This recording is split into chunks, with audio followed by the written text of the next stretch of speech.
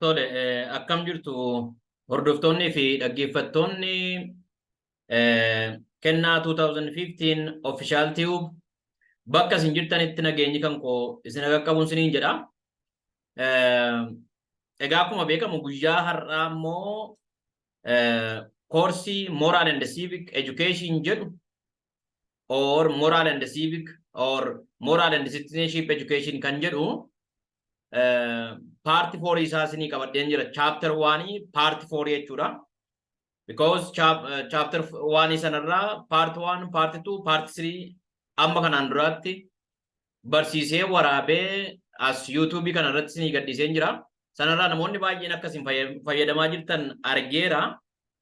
Garuu immoo waan tokko si yaadachiisa.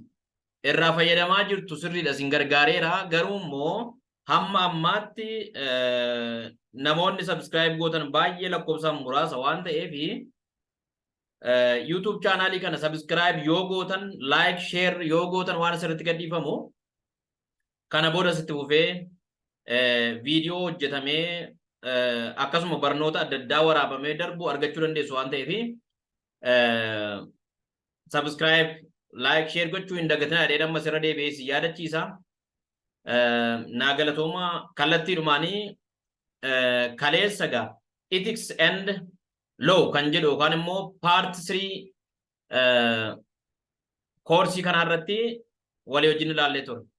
Lastly, we discussed about under part 3 of this course or chapter 1, we discussed about the differences between ethics and the law.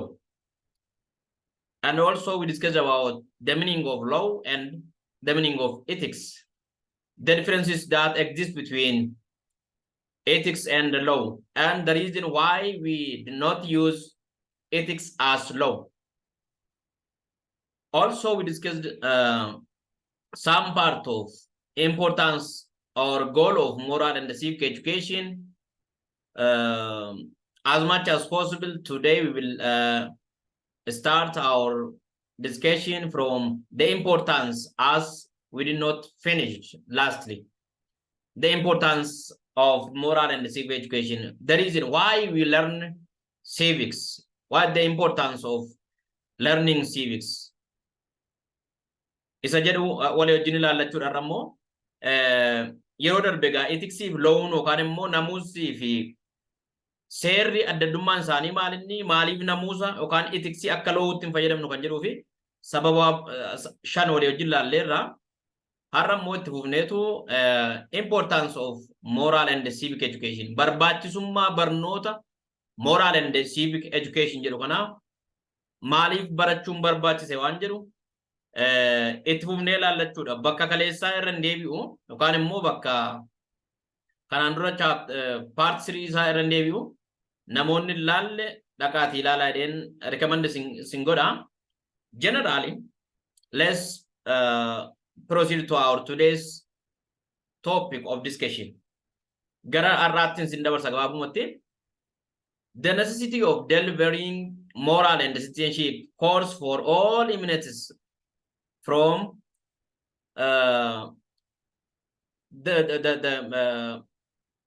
the listed reasons. The first reason is that of the need to instill citizens about their rights and duties. Sababni civicsii kana yookaan moral and citizenship course kana University Ethiopia keessa jiru hundumaa keessatti akka subjectii tokkootti akka common courseetti freshman irratti barattoota samariifis barattoota regulaariifis barattoota extensioniitiifis nama hundumaaf akka inni sababni kennamuu fi tokko barattoonni akka isaan mirgaaf dirqama isaanii sirriitti adda baasanii baraniif jechuudha. To take the students about their rights that they have constitutionally and teaching their duties to be performed by themselves.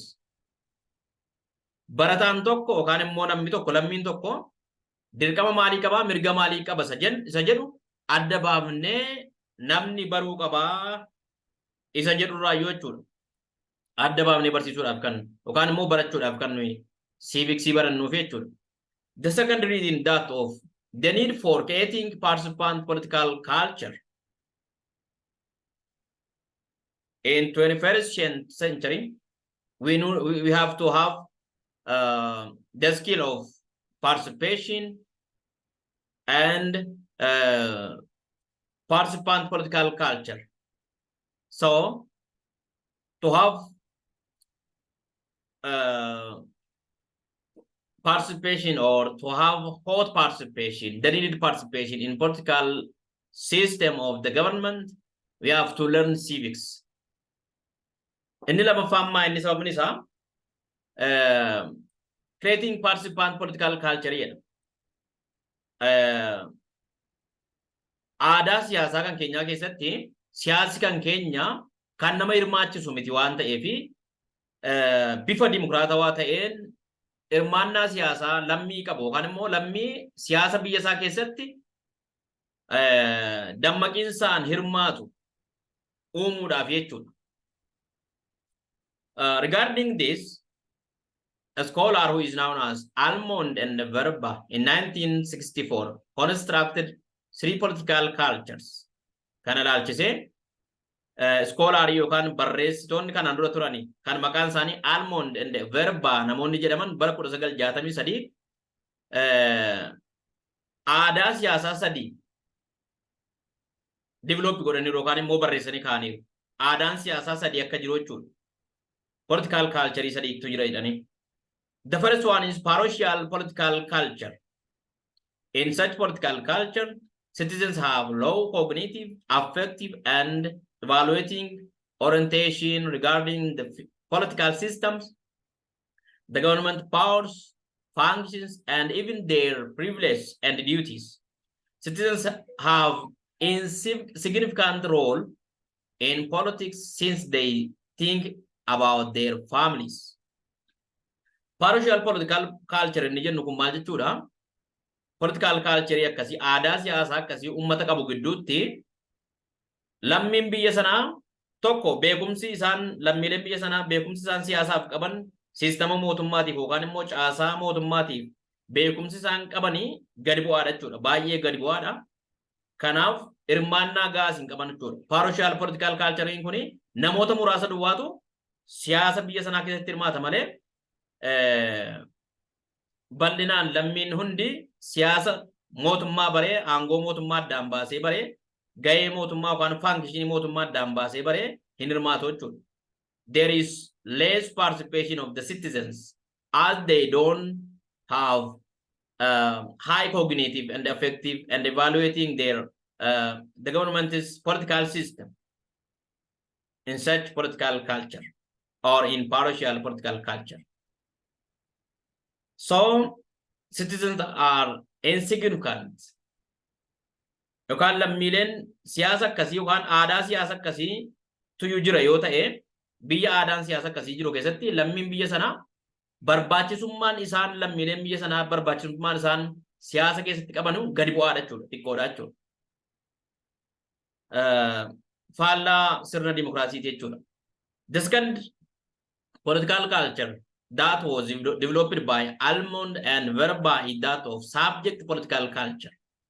In this political culture, there is high cognitive, affective, and evaluative orientation toward the political system and the policy outputs, but orientations toward these inputs, objectives, like political parties and the self as active participants are minimal. In such political culture, there is high cognitive or individuals have high understanding about the political system of the government. They can evaluate the political system and the policy of the government. But personally, they do have less participation. Asirratti maal jechuudha subjective political culture kuni biyya yookaan immoo hawaasa subjective political culture qabdu kana keessatti lammiileen biyya sanaa siyaasa hubannoo siyaasaa gahaa qabu, olaanaa qabu, beekumsa siyaasaa qabu, poolisii mootummaas sirriitti beeku, political systemii mootummaas sirriitti beeku, garuu akka nama dhuunfaatti akka nama political party member of political party akka self active yookaan immoo hirmaannaa ho'aa dhuunfaa qabaachuu jechuudha. Inni kun gadi bu'aadha. Hirmaannaan lammiilee tokkoon tokkoon isaanii gaafa ilaalamu gadi bu'aadha. Passive relationship between the citizen and the government. Mootummaadhaaf yookaan sirna siyaasaatii fi lammiilee sana gidduu walitti dhufeenyi jiru gadi bu'aadha jechuudha. So mostly subject political culture is characterized by centralized or authoritarian political culture like dictatorship form of government. Yeroo baay'ee maalitti takkeeffama?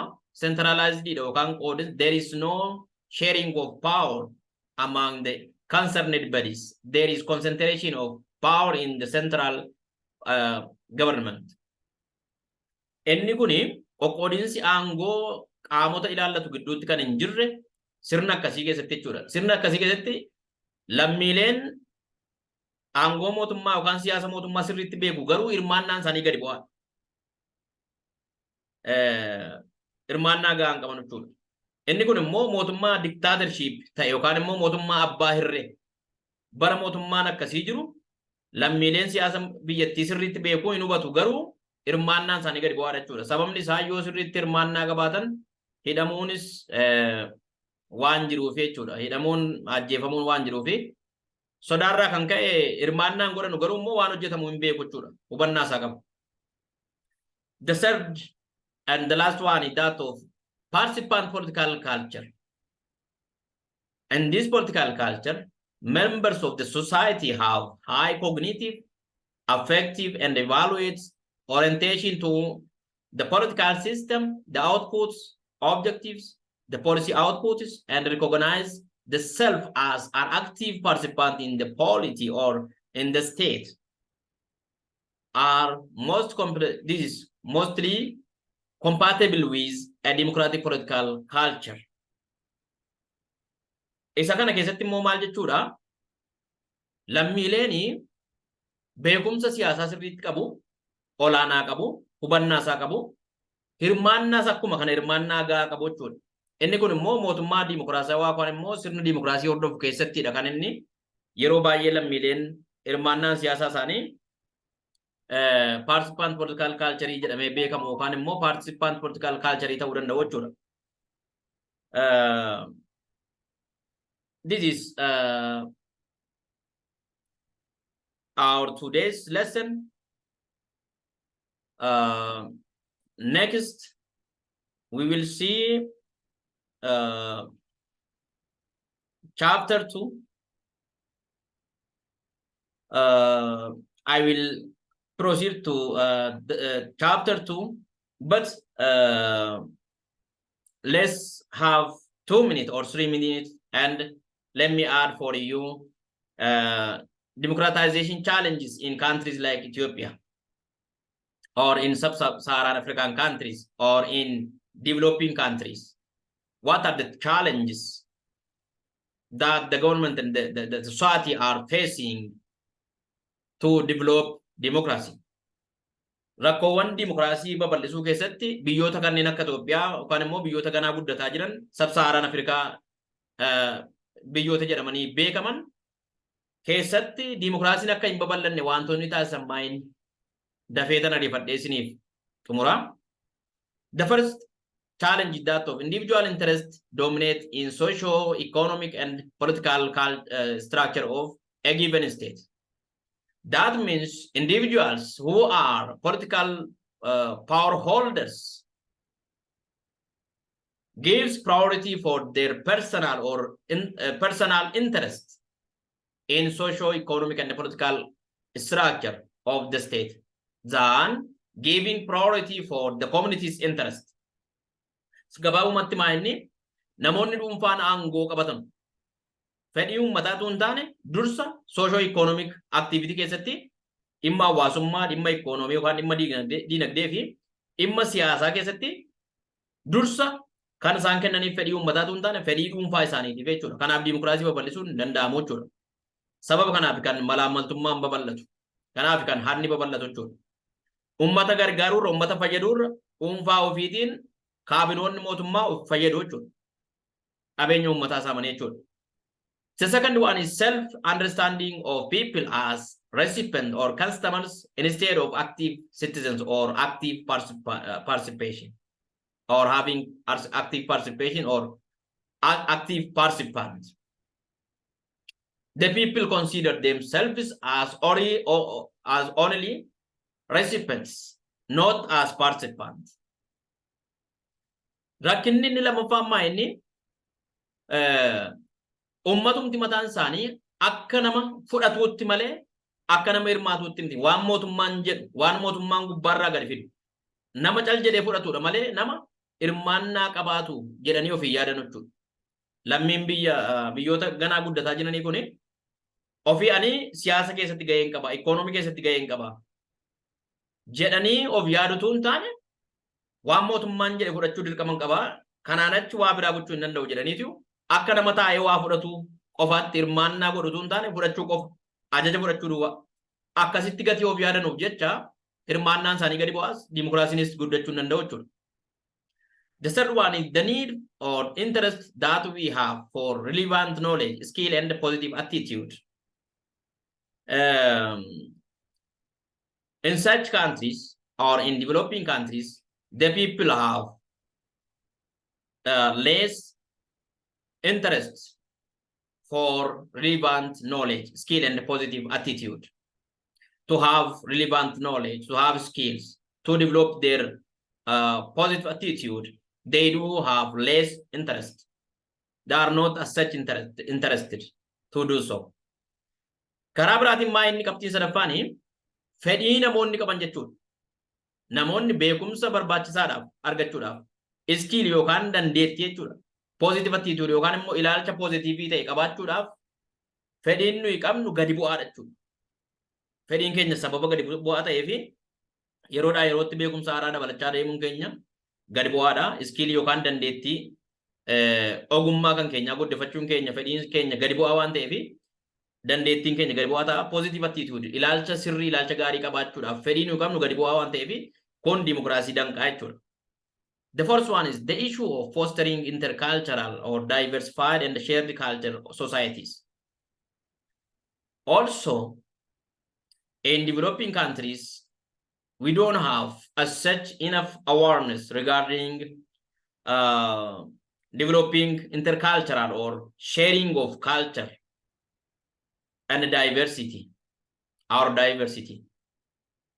We do have different cultural dance, way of life, clothes, cultural clothes, but the interest that we have to share or to share the others' culture is less.